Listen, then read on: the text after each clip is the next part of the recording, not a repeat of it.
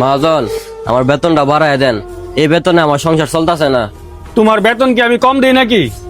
এত বড় দোকানটা আমার একলা একলা সামলাইতে হয়। আপনি তো ঠিকঠাক মতো দোকানও আয়েন না, শুধু রাত্রেবেলা আয়েন আর হিসাবটা লয়ে যান গা। আমি মালিক হইয়া যদি আমার দোকানে লাগে তো তোমার রাখছি কে লাগে? আমি সব দোকানে মালিক থাকে।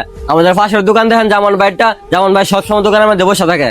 আর ওই দোকানের কর্মচারীরা দেখেন ডিউটি আমার চেয়ে কম করে, বেতন অফা আমার চেয়ে বেশি। এটার লাগে আপনারা কইতাছি আমার বেতনটা একটু বাড়ায় দেন।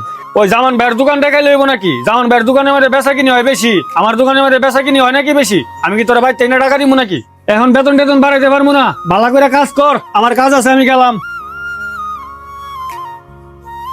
এত কইরা কইলাম বেতন বাড়াইল লাইগা, বেতনটা বাড়াইলো না। ঠিক আছে, আমিও দেখি বেতন কেমনে বাড়ান লাগে। আসসালামু আলাইকুম রাজীব ভাই। ওয়ালাইকুম আসসালাম। মিস্ত্রি সাহেব, কই যাইতাছো তুমি? ভাই নতুন একটা কাজ পাইছি, ওই কাজটা দেখতে যাইতাছি। কি ব্যাপার আলামিন, তোমরা মিস্ত্রি মানুষ, তোমার মালটা লাগে না? লোক টুক দি ভাড়াও না দোকানও? মাল তো লাগে, মাল টাল যা লাগে সব জামান ভাইয়ের দোকান থেকে নেই। আপনার দোকানে দাম রাখ